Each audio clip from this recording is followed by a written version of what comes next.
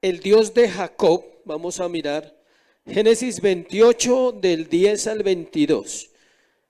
El Dios de Jacob. Ya vimos el Dios de Abraham, el Dios de Isaac y el Dios de Jacob. No es uno diferente para cada uno. Lo que pasa es que Dios tiene que revelarse personalmente a cada uno de ellos. Entonces vamos a ver 28 del 10 al 22. Dice así la palabra de Dios. Salió pues Jacob de Beerseba y fue a Harán. Y llegó a un cierto lugar y durmió allí, porque ya el sol se había puesto, y tomó de las piedras de aquel paraje y puso a su cabecera y se acostó en aquel lugar. Y soñó, he aquí una escalera que estaba apoyada en tierra y su extremo tocaba en el cielo. Y aquí ángeles de Dios que subían y descendían por ella. Y aquí Jehová estaba en lo alto de ella, el cual dijo: yo soy Jehová, el Dios de Abraham tu padre, el Dios de Isaac. La tierra en que estás acostado te la daré a ti y a tu descendencia. Será tu descendencia como el polvo de la tierra, y te extenderás al occidente, al oriente, al norte, al sur, y todas las familias de la tierra serán benditas en tu simiente. Vamos a orar. Padre, te damos gracias en esta mañana. Gracias por permitirnos congregarnos, es un privilegio muy grande. Ayúdanos a que lo valoremos, a que lo hagamos siempre con una disposición verdadera de venir a escuchar tu voz, de venir a aprender de la palabra, de venir a conocerte a través de las Escrituras. Dios, santifica a tu pueblo esta mañana con tu palabra es verdad. Guíanos, Espíritu Santo, a conocerte y perdona nuestras faltas y nuestros pecados hoy. Te lo pedimos en el nombre de Jesús. Amén y amén. El Dios de Jacob.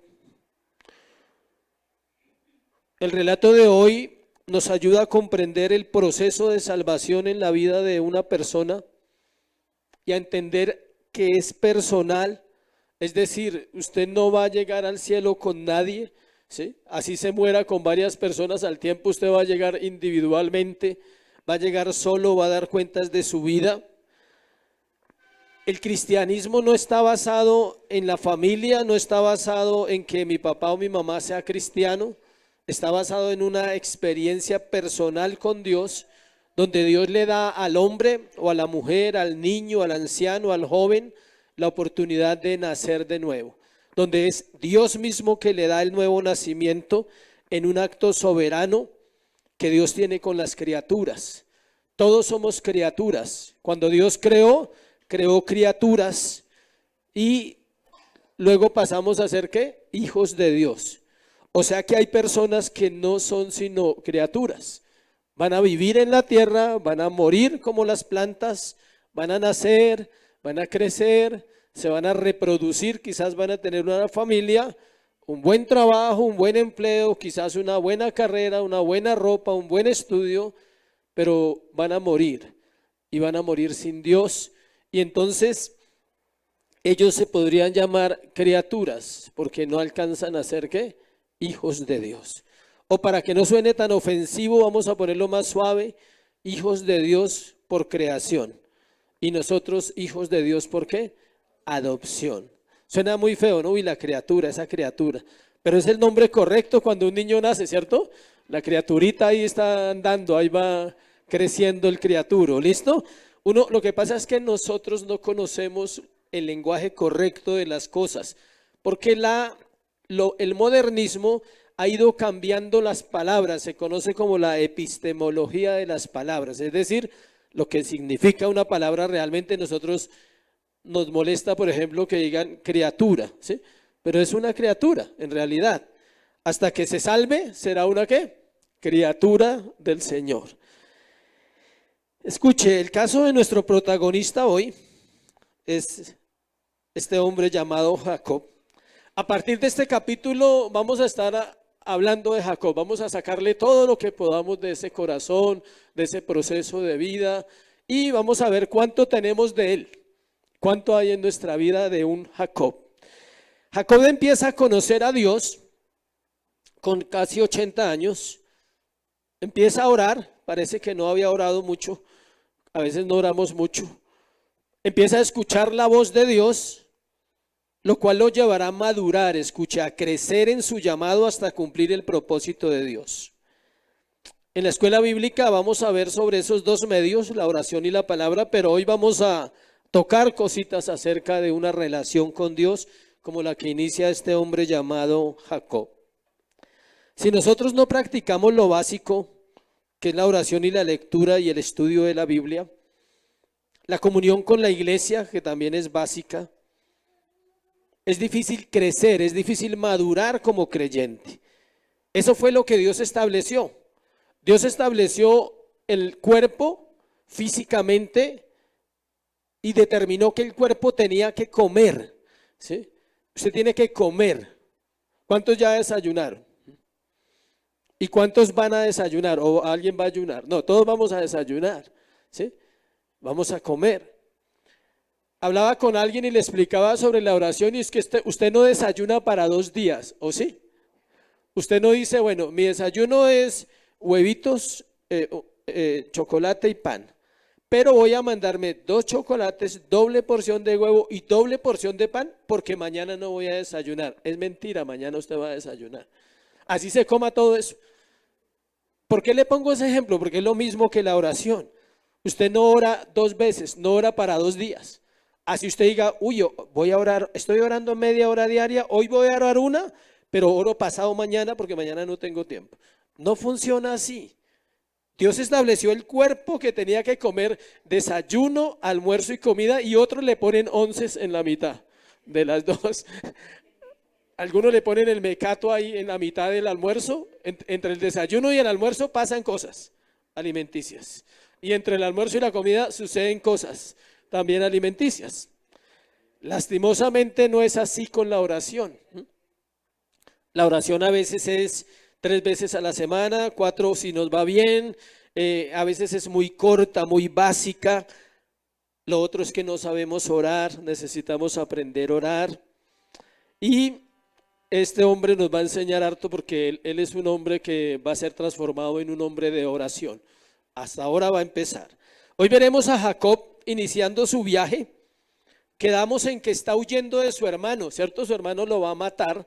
Entonces él sale con una motivación no muy correcta. Él no se imagina que se va a encontrar con el Señor de una. Él simplemente dice, no, me voy. La mamá tiene otra idea en la cabeza. La mamá dice, ve y consigue una esposa.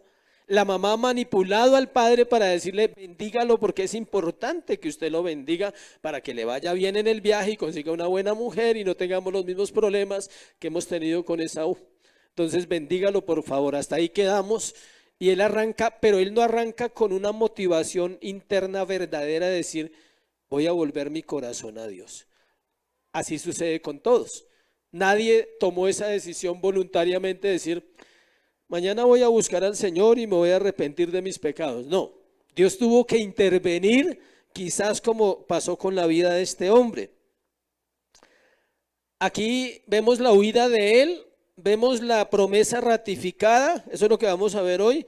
Vemos la revelación de Dios a su siervo, Jacob, y el comienzo de su peregrinaje hasta volver a la tierra prometida en capítulo 32, o sea, capítulo 28, capítulo 29, capítulo 30, capítulo 31, pasan 20 años. En el 32 empieza su regreso, ¿a dónde? A la tierra prometida, a la tierra de Canaán. Algunos están regresando todavía a Canaán, llevan ese peregrinaje para entrar a Canaán. Vamos a ver entonces el primer punto, dice, Dios se aparece a Jacob. Dios se aparece a Jacob. Versículo 10 dice, salió pues Jacob de Beerseba y fue a Harán. Vamos a ver verso por verso como siempre. Vamos a arrancar donde dejamos hace 8 días y es el momento en que este hombre huye de su hermano. Algo que su mamá planeó, su padre apoyó, pero por sobre todo hay una falencia humana para entender los planes de Dios. Ellos no sabían qué iba a pasar mandando a este muchacho por allá. Era parte del plan de Dios con Jacob para su proceso de formación. Versículo 10 encontramos dos lugares. Salió pues Jacob de Beerseba y fue ¿a dónde? A Harán. Estos dos lugares son importantes en el contexto histórico de la Biblia. La distancia entre estos dos lugares es de 640 kilómetros. Como a mí me gusta la matemática, entonces me gusta siempre darle datos a ustedes exactos. Para ubicarnos bien, es un viaje de Bogotá hasta Caucasia, Antioquia, porque hay 641 kilómetros hasta Caucasia. Los que conocen la vía por Medellín, podríamos decir que entre la mitad de Medellín y Montería. Está en la mitad más o menos en carro. Eso son 14 horas en carro, pero él no va en carro. Es un camello llegar allá. Él va en camello probablemente un rato, porque se cansa y tiene que caminar, y otro rato en camello y otro rato a pie. Se calcula que en carro son 14 horas, a pie, sacando las cuentas, en 3 días recorrió 120 kilómetros, entonces saque usted las cuentas. Es un promedio de 15 días, más o menos un viaje con descansos y todo, se puede ir 20 entrando en los paraderos que habían en esa época, ¿sí? Así como usted hace ahora cuando viaja. Jacob no está acostumbrado a este tipo de viajes. Jacob es un hombre casero, es un niño de mami y papi y mami, perdón, que cocina, que hace buenas tareas, es un buen pastor, cuida las ovejas, pero él no está acostumbrado a estas caminatas como el otro sí. Si hubiera sido Esaú, llega más rápido, porque él está acostumbrado a correr, a cazar animales, a vivir esa vida de campo. Digamos que este hombre es un hombre casero, un hombre familiar. Entonces yo creo que se demoró un poquito más porque no estaba acostumbrado a ese ejercicio. Beerseba es un lugar donde Abraham levantó un altar a Dios cuando nació Isaac. Si quiere, acompáñeme a Génesis 21:33 para ir comprobando. Génesis 21:33 dice lo siguiente: y plantó Abraham un árbol tamarisco en Beerseba e invocó allí el nombre de Jehová, Dios eterno. ¿Sí nota? Es un lugar de altar, Beerseba. Es un lugar donde Dios habla. Todos necesitamos un lugar de altar, un Beerseba. No sé si tú lo tienes, un lugar donde Dios te habla. Mi lugar siempre es el mismo. Es mi cuarto, mi estudio donde oro. Siempre oro ahí. Muy raro que ore en otro lugar, solo cuando oro con mi esposo oramos en el cuarto de nosotros, pero siempre tengo mi Beerseba ahí. Ese es mi lugar de oración donde el Señor siempre ha ministrado mi vida. En ese lugar Abraham levantó un altar y Harán es la tierra donde Abraham hizo una parada antes de obedecer el llamado de Dios. ¿Se acuerdan que salió de dónde? De Ur de los Caldeos y fue a dar a Harán y allí se quedó un tiempo. Y también aparece con relación a Jacob y José en 46:1. Mire capítulo 46, versículo 1. ¿Por qué es importante esto? Porque nos ubica en la tierra, en el momento geográfico que ellos vivían. 46:1, salió Israel con todo lo que tenía y vino a Beerseba y ofreció sacrificios al Dios de su padre Isaac.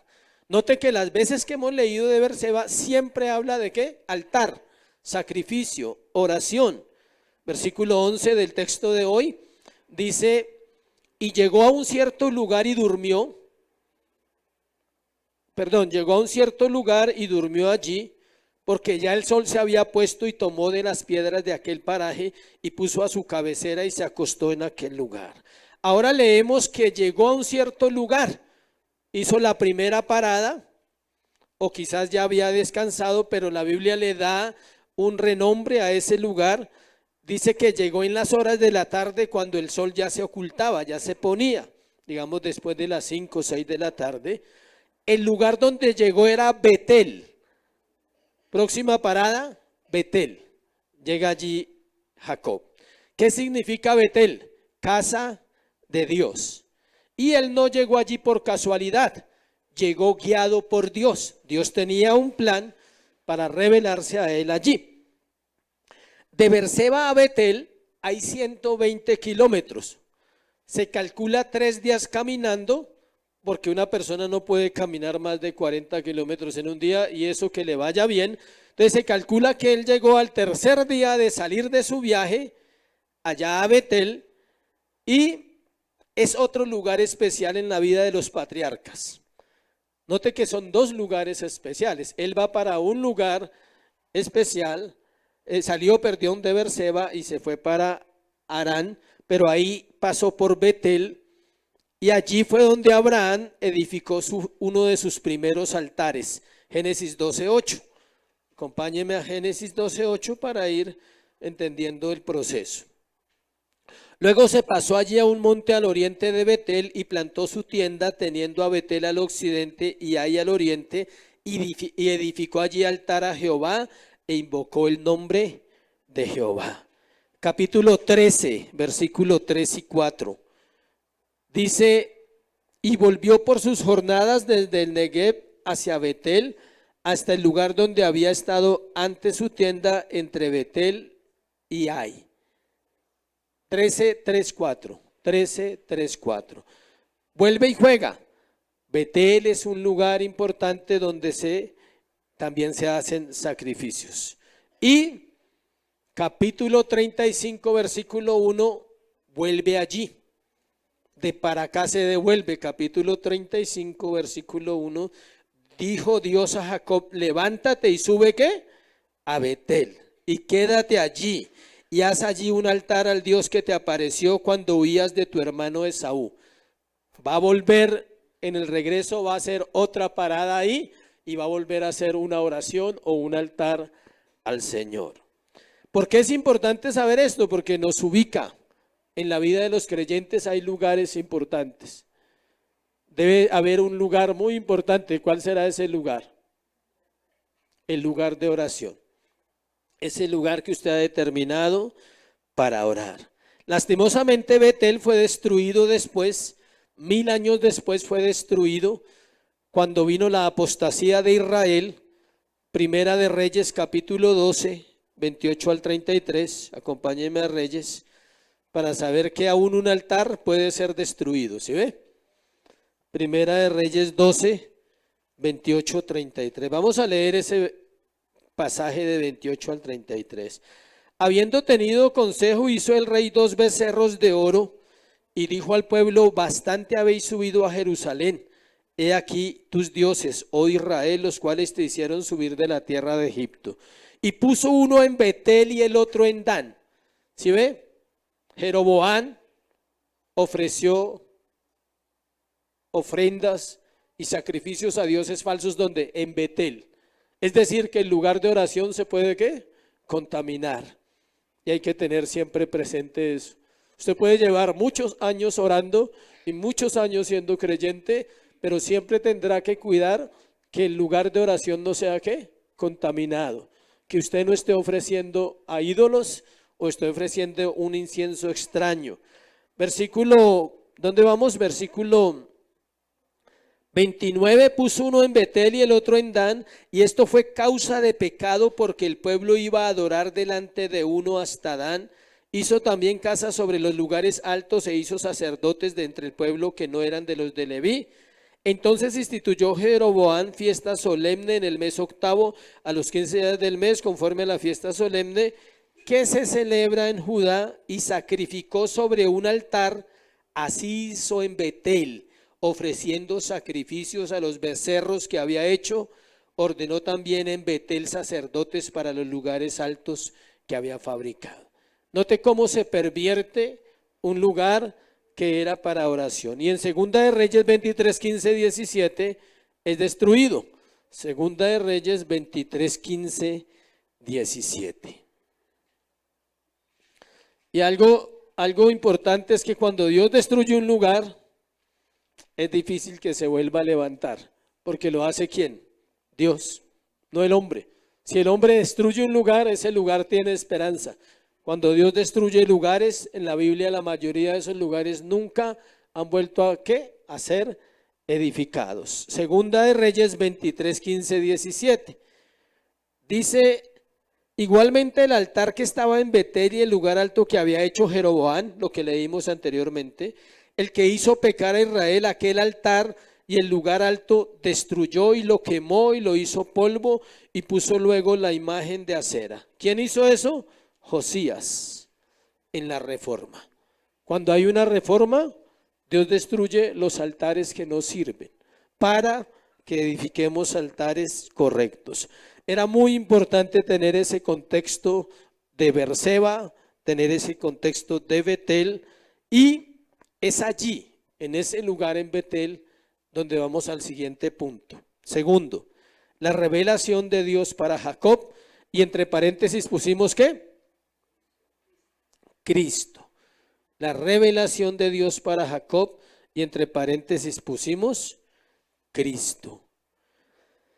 Notemos algo que hemos repetido en este estudio de Génesis, y es que cada vez que Dios quiere bendecir a una persona, Él le da una promesa por su palabra. Y por eso decimos que es un Dios personal. Abraham recibió la promesa primero, luego la recibió ¿quién? Isaac, y ahora la está recibiendo ¿quién? Jacob. Así pasa con nosotros. Hay una promesa para nuestra vida, hay una promesa para nuestra descendencia, pero nuestra descendencia tiene que ¿qué? Recibirla. Tiene que llegar al Señor, tiene que buscar una vida de arrepentimiento para ello. Esta es la escena que quiere toda persona. Vamos a leerla, versículo 12, 13. Esta es la escena que todo el mundo quiere que Dios se le revele así, en sueños. Soñó y he aquí una escalera que estaba apoyada en tierra y su extremo tocaba en el cielo y he aquí ángeles de Dios que subían y descendían por ella. Vamos a explicarlo versículo a versículo para entenderlo. Les repito, esta es la escena espectacular. Todo el mundo quiere acostarse y que el Señor venga por la noche y le resuelva los problemas que tiene. Y aparezcan ángeles. Miren la imagen. Está ahí durmiendo el hombre. Están los ángeles y hay una ¿qué? Escalera. Uno quiere eso. Dígame, ¿quién no quiere que Dios le resuelva la vida en un sueño?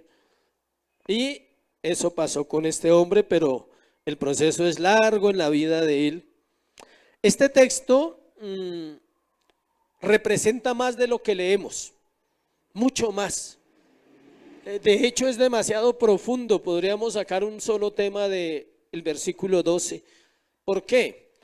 Porque hay un tema demasiado importante allí, y es que hay una palabra clave, dice, soñó, he aquí una ¿qué? Escalera. Tiene que acompañarme ahorita a Juan, pero antes de eso, vamos a mirar qué significa la escalera. El vocablo que se usa allí, o el término en hebreo es sulam. Significa conglomerado de gradas y se usa cuando en Génesis 11:1-9 quisieron construir la Torre de Babel. Es decir, la palabra escalera significa conglomerado de gradas, y es lo mismo que quiso hacer el hombre en Génesis 11 del 1 al 9 cuando construyó ¿qué? La Torre de Babel. ¿Qué querían hacer ellos? Una escalera para llegar ¿a dónde? Al cielo, para comunicarse con Dios. ¿Sabe cómo se llama esa Torre de Babel? Ahí nacieron las religiones, para que usted lo tenga en cuenta. Esa es la religión, el hombre tratando de llegar a Dios. Y la relación es Dios llegando ¿a quién? Al hombre, por medio de una escalera. Esa escalera no es otro que Cristo. Él es la escalera. Y lo vamos a ver bíblicamente que sí es así. Porque usted dice, bueno, ¿y de dónde sacan esa historia que Cristo es la escalera? Ya lo vamos a mirar. Además de la escalera, ahorita miramos el comentario en el Nuevo Testamento. Dice el verso que ángeles de Dios subían y descendían por ella. Otra cosa notable es que aparece 3 veces la palabra he aquí. Leamos el 12 y el 13. Dice, y soñó, y he aquí una escalera que estaba apoyada en tierra y su extremo tocaba en el cielo. Y he aquí, dice otra vez, ángeles de Dios que subían y descendían por ella. Y he aquí, 3 veces dice la misma palabra. Él está diciendo que él vivió eso real, que él lo vio, que era algo que él estaba experimentando en su sueño. Entonces resolvamos la situación. Vamos a dar la interpretación del versículo. La escalera significa la relación ininterrumpida entre el cielo y la tierra con Dios, porque dice que la escalera empezaba ¿dónde? En el cielo y terminaba ¿dónde? En la tierra. Eso quiere decir que hay una relación que no puede ser interrumpida eternamente entre el cielo y la tierra. Es un medio de comunión o es aquello que nos une con Dios. Esta comunión está mediada a través de esa escalera, no a través de los ángeles. Los ángeles suben y bajan. ¿Qué hacen los ángeles? Sirven a los hombres con propósitos específicos en cuanto a la salvación. No traen casas, no traen carros, no traen familiares, no traen al ser querido, no, nada de eso. Solo sirven en cuanto a ¿qué? La redención del cuerpo de Cristo. Vamos a Juan 1 para explicar por qué la escalera es Cristo. Juan capítulo 1.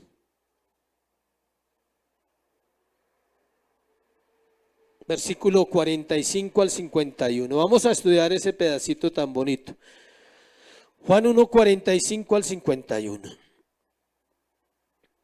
Vamos a leer desde el 43 para poder entender por qué Cristo es la escalera. El siguiente día quiso Jesús ir a Galilea y halló a Felipe y le dijo, sígueme. Y Felipe era de Betsaida, la ciudad de Andrés y Pedro. Felipe halló a Natanael y le dijo, hemos hallado a aquel de quien escribió Moisés en la ley, así como los profetas, a Jesús, el hijo de José de Nazaret. Natanael le dijo, ¿de Nazaret puede salir algo bueno? ¿Algo de bueno? Le dijo Felipe, ven y ve. Cuando Jesús vio a Natanael que se le acercaba, le dijo de él, he aquí un verdadero israelita en quien no hay Jacob. ¿Está mal? Esa es la interpretación correcta. He aquí un israelita en quien no hay ¿qué? Jacob. ¿Cuál es la palabra aparece ahí? Engaño. No hay Jacob. Es un israelita que no tiene el corazón de Jacob, del padre de la nación de Israel. Le dijo Natanael, ¿de dónde me conoce? Respondió Jesús y le dijo, antes que Felipe te llamara, cuando estabas debajo de la higuera estudiando, meditando en la palabra en Génesis 28, él estaba meditando en ese pasaje, le dijo, yo te vi. Y respondió Natanael y le dijo, Rabí, tú eres el Hijo de Dios, tú eres el Rey de Israel. Respondiendo Jesús le dijo, porque te dije, te vi debajo de la higuera, ¿crees? Y mire lo que le dice, cosas mayores que estas verás. Y le dijo, de cierto os digo que de aquí en adelante veréis el cielo abierto, los ángeles de Dios que suben y descienden sobre la escalera. ¿Qué es quién? El Hijo del Hombre. Él es la escalera y Natanael meditaba en Génesis 28. Porque ellos tenían una costumbre, después de mediodía, no como nosotros que nos dormimos, sino después de mediodía, se ponían ¿a qué? A meditar. Leían la palabra y meditaban. Pero todavía no hemos terminado con Juan 1, vamos a explicar algo importante, escuche. Los estudiosos dicen que cuando Felipe llevó a Natanael, él se encontraba meditando en ese pasaje. La secuencia del 1:45 hasta el 51 muestran una forma poderosa de evangelismo que es necesario meterla en este tema. No podemos pasarla por alto. Mire lo que dice, vamos en orden. 45. Felipe halló a Natanael y le contó, se lo voy a parafrasear, le contó, le dijo, hemos hallado al Mesías, al Cristo, al Salvador del mundo. Versículo 46 le dice, ven y ve. Eso tiene que hacer la iglesia. Hemos hallado a Cristo, tenemos que decirle al mundo, ven y ve, ven y escucha la palabra. No tiene que decirle nada más, ven, siéntate y escucha la palabra y Dios va a hablar a tu corazón. Versículo 47, Jesús le dijo, he aquí un israelita en el cual no hay Jacob, no hay engaño, que es lo que nos centrábamos nosotros. Natanael sorprendido dice, ¿de dónde me conoces? La respuesta del Señor es decirle, yo soy omnipresente, yo soy omnisciente, yo soy omnipotente, yo todo lo veo, yo todo lo sé, y antes que tú nacieras o antes que tú estuvieras ahí, yo ya sabía que ibas a estar a esta hora ahí, y por eso estás en este lugar. Versículo 48, la respuesta del Señor es decirle, yo soy el que te veo, yo soy el que te conozco. Versículo 49, Natanael se da cuenta que Jesús es Dios, que es el Mesías anunciado por las Escrituras. En ese momento Natanael tenía todo lo que un hombre necesita en la tierra, la revelación de Cristo, no más. Eso es lo que usted necesita para vivir. Versículo 50, el Señor le dice, cosas mayores verás, y le dice cómo va a suceder en el versículo 51. Lo que Jacob vivió en un sueño, Natanael lo vivió en vivo y en directo. Jacob lo vivió ¿qué? En un sueño. Natanael lo vive en vivo y en directo. Volvamos a Génesis para seguir hablando de la revelación de Cristo a Jacob. Versículo 13. He aquí Jehová estaba en lo alto de ella, o sea, de la escalera, el cual dijo, yo soy Jehová, el Dios de Abraham, tu padre, el Dios de Isaac, la tierra en que estás acostado te la daré a ti y a tu descendencia. Dios está hablando a Jacob, la promesa que le había dado a Abraham, Isaac, ahora se la ratifica a él. Versículo 15, aquí hay algo diferente, versículo 14. Será tu descendencia como el polvo de la tierra, te extenderás al occidente, al oriente, al norte, al sur, y todas las familias de la tierra serán benditas en ti y en tu simiente. Es idéntica la promesa de Abraham, de Isaac y de Jacob, pero siempre hay algo más. Así como la iglesia ha recibido más que los patriarcas, la iglesia ha recibido más que el Antiguo Testamento, la iglesia ha recibido más que el Nuevo Testamento, la iglesia es completa. Y Jacob le dieron algo especial en el versículo 15. Esa es la promesa que no le había dado a Abraham y a Isaac. He aquí yo estoy contigo, te guardaré por donde quiera que fueres y volveré a traerte a esta tierra, porque no te dejaré hasta que haya hecho lo que te he dicho. Con ese versículo usted podría vivir eternamente, no más, con ese solo versículo. Si la Biblia fuera un versículo y fuera ese, sería suficiente para los creyentes.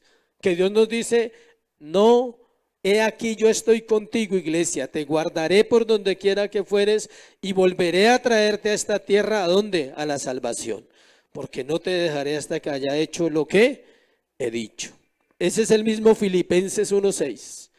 El que comenzó la buena obra en vosotros, la perfeccionará hasta el día de Jesucristo. Es el mismo en el Antiguo Testamento. Dios está prometiendo a Jacob su presencia. ¿Jacob necesitaría algo más? ¿O sería suficiente la presencia de Dios? Para mí es suficiente. No necesito nada más. Si solo le hubiera dicho, yo estoy contigo y te guardaré por donde quiera que fueres, hasta ahí es suficiente la promesa. No se necesita nada más. Que Cristo está con nosotros. Habla de protección, añade. Habla de regresarlo donde sus padres lo mandaron. Le dice, yo estoy con usted, lo voy a proteger, lo voy a guardar. Aparte de eso, lo voy a hacer volver a la tierra donde sus padres están. Este versículo es ver la fidelidad de Dios con Jacob. Es el inicio de una relación plena. Lo que dice al final es el sello de toda promesa que Dios hace a sus hijos. A pesar de todo lo que va a vivir, Dios va a estar con él. Lo que dice al final del versículo, no te dejaré hasta que haya hecho lo que te he dicho. Esa es la promesa final que usted necesita. Que Dios no lo va a dejar aunque usted sea rebelde, y si usted es salvo, Dios lo va a corregir y le va a enseñar. Que usted no entiende la Biblia, Dios le va a dar ¿qué? Entendimiento. Que usted no puede orar, Dios le va a enseñar a orar. Que usted no sabe cómo interpretar las Escrituras, el Espíritu Santo le va a ayudar. Dios no te va a dejar. Si Dios te escogió, te llamó, te santificó, te justificó, te santificó, te va a llevar a la gloria. Él no te va a dejar nunca. Es una promesa que usted tiene que creer de parte de Dios para la iglesia, pero eso demandará ¿un qué? Un proceso. Yo lo entiendo así, lo entendí así hace muchos años, escuche. Cuando Dios me llamó al ministerio, yo era un hombre nuevo, novato absolutamente. Nunca había estudiado la Biblia, no sabía nada. y pude ver como por una ventanita así, por una ventana, que un día iba a ser pastor. Así fue la vida de Jacob. No sabía el proceso que eso demandaba, si no, no hubiera avanzado. Entonces Dios da una promesa a su vida, pero detrás de esa promesa hay ¿qué? Un proceso para llegar a esa promesa. Pero lo cierto, escuche, es que Dios no va a fallar. Y usted dirá, y si yo fallo, tranquilo que Dios le va a ayudar. Cada vez que falle, Él le va a ayudar, hasta que seamos menos falladores. Es un término mal dicho, pero lo hago a propósito. Menos falladores, o sea, hasta que fallemos, menos. Tercero, el resultado de la revelación es el temor de Dios. Versículo 16, versículo 19, dice así: despertó Jacob de su sueño y dijo, ciertamente Jehová está en este lugar y yo no lo sabía. Curioso, ¿no? Que Dios esté en nosotros y no lo sabemos. Jacob despierta y se da cuenta que Dios se reveló en sueños a su vida. Sabía entonces que estaba en un lugar santo, al igual que Moisés. Él dijo, este lugar es santo. ¿Quién dijo eso? Moisés. Y Dios le dijo, quita el calzado de tus pies, porque el lugar donde estás, ¿qué? Santo es. Le dijo, santifícate, Moisés. Voy a santificar todos tus caminos. Los pies representan el caminar. Le dijo, hasta hoy estás aquí, pero santifícate porque vas a entrar ¿en qué? En un proceso de santidad. Versículo 17, tuvo miedo y dijo, cuán terrible es este lugar, no es otra cosa que casa de Dios. ¿Y qué? Puerta del cielo. ¿Quién es la puerta? Usted puede subir la escalera, pero necesita la puerta para entrar. Si no llega al borde y le toca devolverse porque queda ahí parado. ¿No ha visto esas casas que tienen puertas en las frentes? Uno dice, hay algunas extrañas, ¿sí? Le hicieron una puerta y uno dice, y no tiene ni balcón, sino está ahí en el volado. O sea, ¿es para asomarse o qué? La puerta tiene, la escalera tiene un final. Está entre la tierra y está entre el cielo. Y por deducción, sin mucha revelación ni soñar nada raro, tiene que haber ¿qué? Una puerta para entrar. Pero la puerta es Él. Él es la puerta y Él es ¿qué? La escalera. Y si quiere profundizar más, Él es el portero, dice Juan, capítulo 10. Yo soy el portero, dice. Y entra la oveja que Él quiera. La que no, pues no es oveja. Las cabritas no entran. Aquí se refiere en el versículo 17 a ese miedo que no es el tipo de miedo de algo malo, de una angustia. Se refiere al temor reverente de Dios, al respeto de saber que está en un lugar santo, ante un Dios santo, escuche, y que Él no era santo. Ya se lo repito para que no se lo pierda. Dice que Jacob tuvo miedo, ese miedo no es el tipo de miedo de algo malo, de angustia. Aquí se refiere al temor de Dios, al temor reverente de respeto, de saber que estaba en un lugar santo, ante un Dios santo, pero lo más terrible, que Él no era santo. Por eso tuvo miedo. Una de las cosas, y se lo puedo decir por la experiencia de mi vida hace años, que experimenta una persona cuando verdaderamente ora, es temor. Si usted no ha experimentado temor en su oración, déjeme decirle que necesita evaluar su oración. Pero usted debe experimentar en su interior un temor reverente porque está ante un Dios santo. Y escuche, lo único que usted puede ver cuando está en la santidad de Dios es su pecado. Si usted ve otra cosa, se llama misticismo. Si usted dice que vio no sé qué y que no vio nada. O sea, ¿sí? Lo único que un hombre puede ver o una mujer cuando está en la presencia de Dios realmente es su condición de pecado. Y eso lo lleva a temer, eso lo lleva a decirle, Señor, ten misericordia de mi alma, no me dejes vivir como estoy viviendo. Versículo 18. Y se levantó Jacob de mañana y tomó la piedra que había puesto de cabecera y la alzó por señal y derramó aceite encima de ella. Aquí vemos una acción que realiza Jacob, la cual era una costumbre en el Antiguo Testamento. De estos pasajes es donde se pegan los que introducen malas enseñanzas a la iglesia, falsas doctrinas, porque ponen la fe en la piedra y no en Dios. Entonces dice que él echó aceite, entonces terminan echándole aceite a las cosas, porque de ahí se pegan, de ahí nacen las malas interpretaciones. Dice que él le echó ¿qué? Aceite a la piedra. Josué también hizo lo mismo, Samuel hizo lo mismo, pero no hay poder en las piedras, hay poder en Dios, no hay poder en el aceite, es Dios. Era una señal, era algo que permanecía. El material de la piedra es duro, es fuerte, permanece, así llueva, así haga sol, la piedra está ahí. Y cuando él volvió de para acá, la piedra permanecía. Por eso usted lee pasajes donde dice que se levantaron altares de piedra y dice, ¿y permanecen hasta cuándo? Hasta hoy. En Éxodo dice así, y han pasado cientos de años, y en Éxodo todavía usted encuentra cositas de Abraham, cositas de Isaac y de Jacob en cuanto a los altares. Porque si era de madera, se daña. Ese es el significado, que la piedra es algo firme, algo que aguanta y que usted puede establecer como una señal.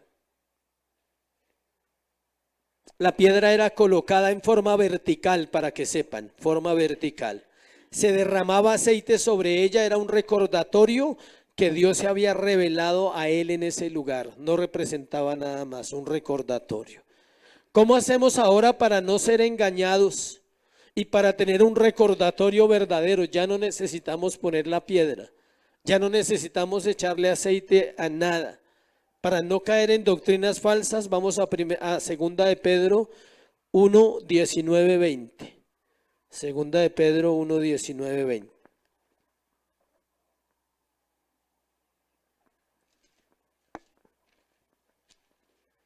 Esta es nuestra piedra, esta es nuestra ancla, esta es nuestra señal. Tenemos también la palabra profética más segura, dice, a la cual hacéis bien en estar atentos como una antorcha que alumbra en lugar oscuro, hasta que el día esclarezca y el lucero de la mañana salga en vuestros corazones. ¿Cuál es la señal que usted tiene hoy? La palabra. Dios te habló hace 10 años, ve al texto y el texto sigue ahí. Vea la palabra que Dios te dio cuando empezó tu vida cristiana. Vea la palabra que has orado y has visto respuestas de Dios a través de esa palabra. Vuelve a esa palabra porque es un ancla ¿qué? Segura, está ahí, no ha cambiado. Es la misma palabra de Dios para su vida hoy. La piedra es esa, porque la palabra es firme y la palabra viene de la roca. ¿Y la roca es quién? Cristo. Cuarto y último. Versículo 19, me faltó ahí, ¿sí? Sí, y llamó el nombre de aquel lugar Betel, aunque Luz era su nombre de la ciudad primero, casa de Dios. Cuarto, el voto de Jacob, versículo 20 al 22. El voto de Jacob. Dice, antes de hablar de los versículos, es necesario explicar qué es un voto, porque no es un voto político, aclaro, ¿sí? Hay dos clases de votos con B corta. Ambas palabras se escriben igual. No me acuerdo cómo se llaman esas palabras. ¿Son antónimos? No. ¿Homónimos? ¿Homófonos, dijo alguien? Sí, creo que sí. Sí. Que se escriben igual, pero significa, muy bien, ahí se acordó del español de hace muchos años. Homófonas. Entonces se escriben igual, pero significan algo diferente. Voto político, voto de promesa. Entonces la palabra voto, escuche, se escribe en el hebreo nadar, como cuando uno dice vamos a nadar, nadar. Y significa promesa, hacer o dar algo a Dios, pagar votos o pagar promesas personales. Eso es un voto que hizo Jacob. El voto político, o la otra palabra que usamos para voto, es veredicto o admisión. Entonces vamos a votar porque la reunión sea a las 9 o a las 7 de la mañana. Entonces hacemos una votación, es un ejemplo, y si el que más votos tenga, tomamos esa decisión. Ese es el otro voto. Pero este voto tiene que ver con ¿qué? Una promesa. Y estoy seguro, convencido, escuche, que todos aquí le han hecho promesas a Dios. Pero también estoy recontra convencido que muy pocos las han cumplido. Yo le he hecho promesas al Señor que necesito cumplir, que necesito todavía revisar en mi corazón. Jacob hizo un voto, versículo 20. Hizo Jacob voto diciendo, si fuere Dios conmigo. Y Dios ya le había dicho que iba a ir con él. Dios le ha dicho que va a ir con él, pero él quiere hacer un voto. Si Dios fuere Dios conmigo y me guardare, ya le había dicho que lo iba a guardar en el viaje en que voy, y me diere pan para comer y vestido para vestir. Si volviera en paz a casa de mi padre, ya le había dicho que lo iba a llevar. Jehová será mi Dios. Había lucha, ¿no? Había una lucha en la fe de Jacob porque ya Dios le había dicho. Y él ahora está haciendo un voto como reafirmando, decir, todo lo que usted me dijo, yo lo creo, pero yo quiero prometer algo por eso que usted me dijo, por esa palabra que usted me dio. Si volviera en paz a casa de mi padre, Jehová será mi Dios. Y esta piedra, la que había puesto, que he puesto por señal, será casa de Dios. Eso representa altar, oración. Dice, y de todo lo que me dieres, el diezmo apartaré para ti. Vamos a explicar esos versículos. Lo que Jacob está pidiendo, escuche, no es algo raro. No es algo que vaya en contra de la voluntad de Dios. Sabemos que si pedimos conforme a la voluntad de Dios, ¿qué? Él nos oye y nos responde. Está pidiendo uno, la presencia de Dios. ¿Eso es correcto? Claro. Porque le aclaro lo que él pide para que usted no pida mal cuando hace una promesa. Si usted hace una promesa, Dios dígale, Señor, yo te prometo esto y ayúdame con esto, pero cumpla. El problema es que nosotros no cumplimos. Sí se pueden hacer las promesas, pero son un problema cuando uno no las cumple. Y ahorita le digo por qué es el problema. Está pidiendo la presencia de Dios, está pidiendo que Dios lo guarde, está pidiendo la provisión básica, comida y vestido, no está pidiendo carro, casa y beca, está pidiendo que pueda volver a la casa de su padre. ¿Sí ven las cosas que él está pidiendo? Básicas. No hay ninguna petición extraña en esta oración, no hay nada raro. Él no dice yo quiero ser más poderoso que Abraham e Isaac. Él no dice yo quiero ser un hombre reconocido.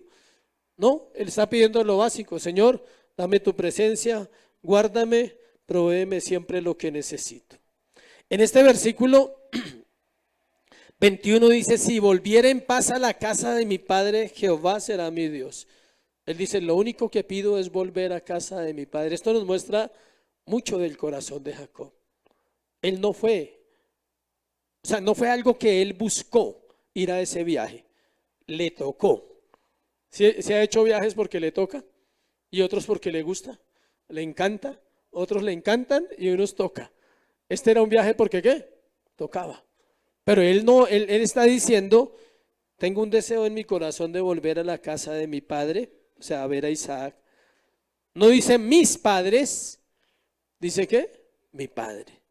No, la providencia sabía que la mamá no iba a volver a verlo, ¿se acuerda? Ya habíamos hablado de eso. Versículo 22, y esta piedra que he puesto por señal será casa de Dios y todo lo que me dieres el diezmo apartaré para ti. En este versículo dice lo que él se compromete a hacer y es diezmar de todo lo que Dios le dé. Escuche, algo que hizo siempre. Él le cumplió a Dios. Algo que vemos aquí es que Dios no le pidió a Jacob el diezmo. Él lo ofreció voluntariamente. ¿Sí ve? Dios no le pidió a Jacob el diezmo. Él no le dijo a Jacob, si se lo hubiera pedido, se lo hubiera pedido en versículo 15. Le hubiera dicho a Jacob, estaré contigo, te guardaré por donde quiera que fueres, volveré a traerte a esta tierra porque no te dejaré hasta que haya hecho lo que he dicho y debe diezmar. No, él no le pidió el diezmo, lo ofreció voluntariamente. Por eso el diezmo no es de la ley, como muchos se equivocan. El diezmo no es de la ley, el diezmo es de la gracia, porque la ley no está establecida acá, es por gracia. Él está ofreciendo algo, ¿por qué? Por agradecimiento, por amor, porque él dice, yo quiero dar el diezmo de todo lo que usted me dé. ¿Cuántas promesas has hecho a Dios y no las has cumplido? ¿Cuántas oraciones de compromiso y seguimos igual, sin compromiso. Vamos a las aplicaciones. Son 3 nomás. La primera, cada creyente debe tener claro que la salvación es ¿qué? Individual. No grupal, no por parejas, no por familias. ¿Es qué? Individual. Cuando usted entra al quirófano, lo entran solito para una cirugía. O usted ahí va a estar el papá al lado acostado ahí, mientras usted lo opera, no la mamá. Toda operación demanda ¿qué? Solo. Un acompañante, pero afuera, no haya metido en el quirófano. Está el doctor y usted. Y la salvación es usted y Dios. Solo le voy a formular 3 preguntas. ¿Cómo está su vida de oración? Solo preguntas, no necesita responderlas. ¿Oras? ¿Cómo está su relación con la palabra de Dios? ¿Lees? Y la tercera, ¿cómo está tu relación con Dios? ¿Cómo así? Luego no es orar y la Biblia, no, es diferente. ¿Cómo está tu relación en la oración? ¿Cómo está tu vida con la palabra? ¿Y cómo está tu relación con Dios? ¿Por qué? Porque es personal e intransferible. Y en las clases de la escuela vamos a aprender algo muy importante, le doy un tip.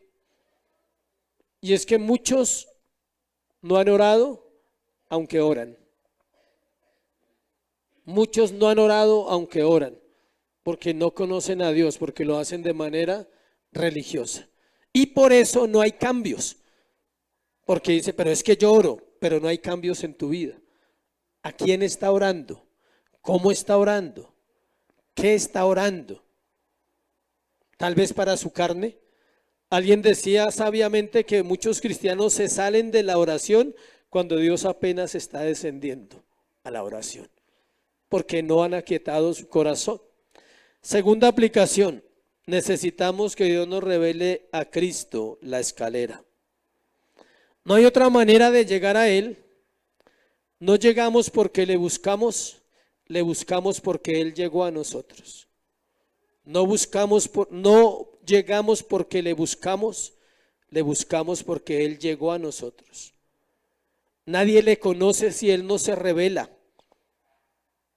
Y Él se revela para una relación, no para un favor. Dios le hace favores a los impíos y no se revela a ellos. Les guarda la vida aunque pecan todos los días y llegan a casa y se sientan a comer con sus familias y disfrutan sus sueldos y disfrutan sus vacaciones y disfrutan sus vidas. Y Dios no le hace sino un favor, pero no se ha revelado a ellos. A las personas que Dios se revela, Él no lo hace para hacerle un favor o para resolverle una petición que acaba de hacer. Lo hace para una relación. Y una relación que eterna, que permanece para siempre. Esa revelación sucede cuando el Espíritu Santo nos da el nuevo nacimiento, no más. Esa es la revelación que estamos hablando aquí. Podríamos decir que Jacob tuvo su regeneración allí. Empieza ese proceso hasta llegar a ser ¿quién? Israel. Tercero y último, debemos cumplir lo que prometemos a Dios. Esto es muy serio. Algunas personas se preguntan por qué su condición actual no es fácil, aún siendo cristianos. Yo sé que usted se hace esas preguntas. Dice, pero ¿por qué ahora como que me va peor que antes? Muchas veces hemos olvidado en algún momento que hicimos promesas a Dios que nunca cumplimos y pensábamos que Él era un niño o un familiar que podemos engañar. No hay temor de Dios en nuestro corazón. Dios no se puede engañar. ¿Se acuerda que lo vimos hace 8 días? Si tú le prometiste algo a Dios, esta mañana es el momento de arrepentirse, decirle perdóname y dar el paso de fe de cumplir, decir voy a ordenar mi vida en eso que te he prometido. Voy a cambiar este hábito que sé que me está haciendo daño para mi relación contigo porque prometí orar. Yo prometí orar cuando mi vida cristiana empezó. Yo hice un pacto de oración con Dios hace muchos años y Dios ha sido fiel y Él me ha ayudado. Yo no he podido, pero Dios me ha ayudado a que ese pacto no se pierda. Yo le dije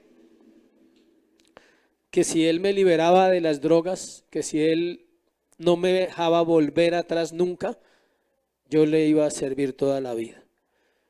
Esto lo he contado y lo voy a contar otra vez. En el año 98 estaba en la cárcel y me llegó la libertad de un proceso penal que estaba pagando y me llevaron de un campamento a donde daban las notificaciones de la libertad y yo con mi maleta, contento, todo, feliz.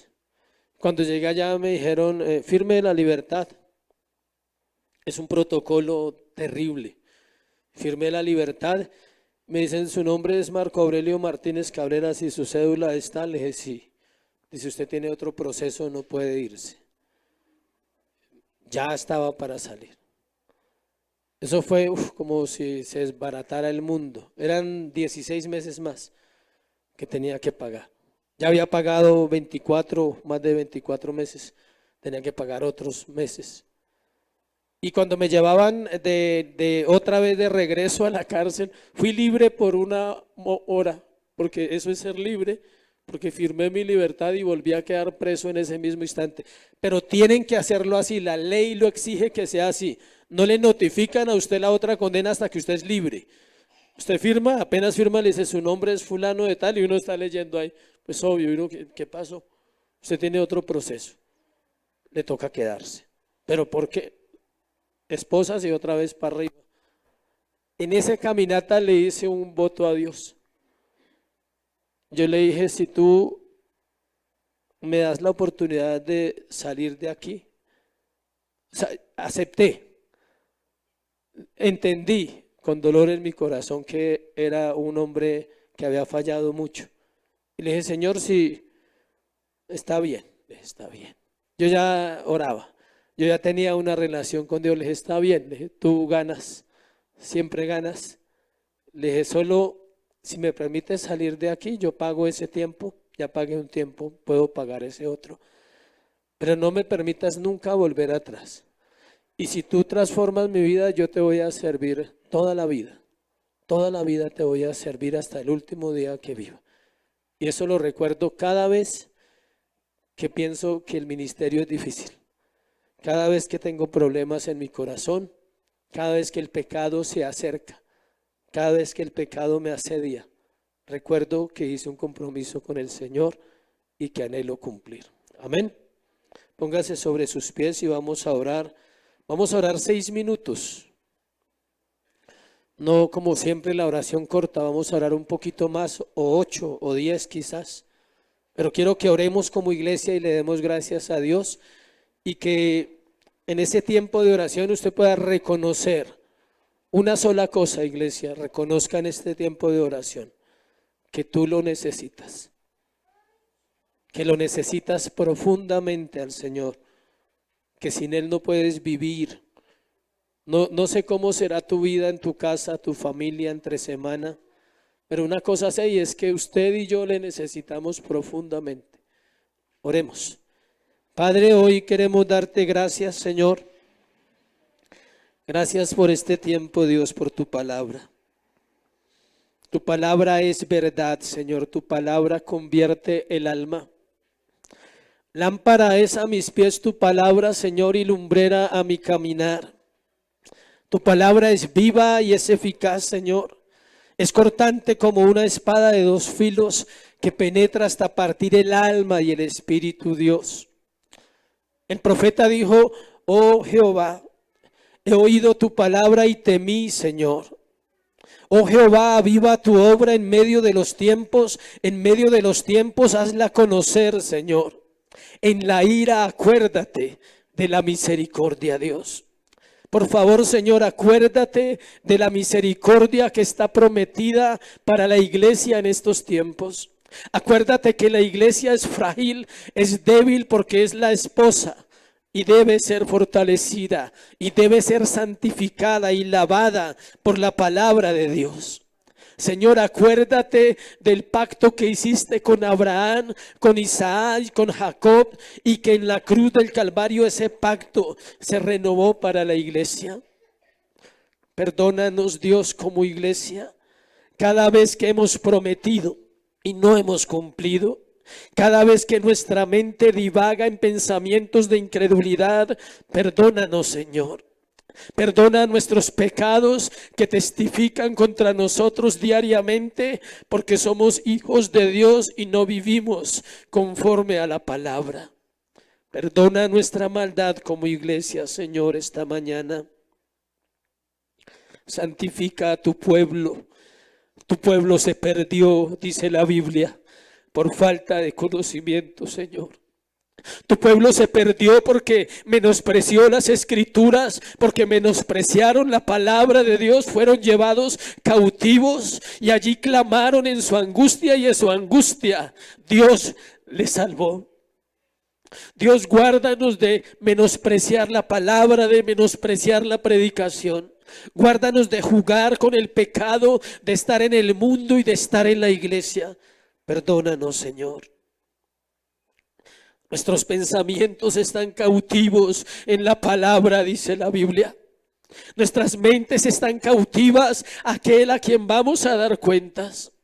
Nuestro corazón está cautivo en tu presencia, Señor, y queremos estar presos de la palabra de Dios.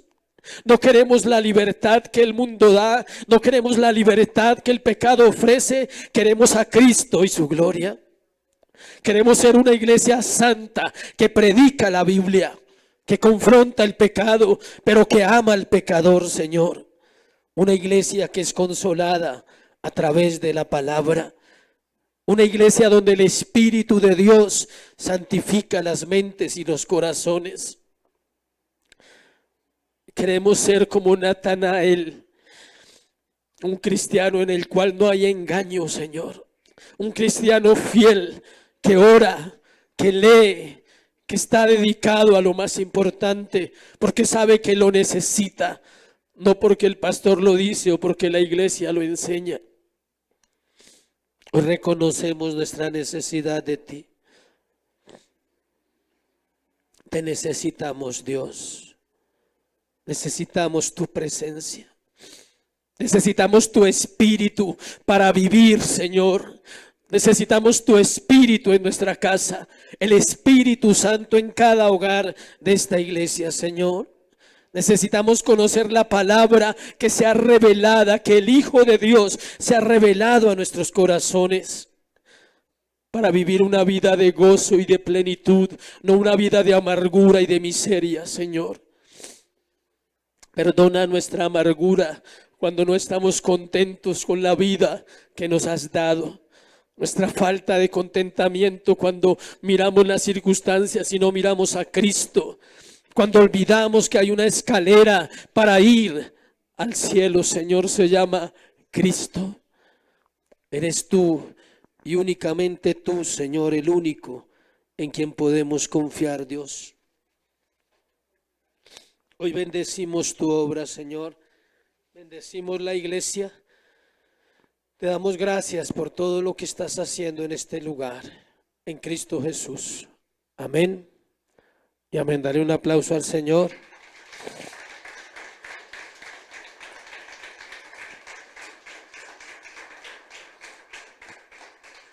Seis minutos de oración pueden cambiar una vida, dice la palabra.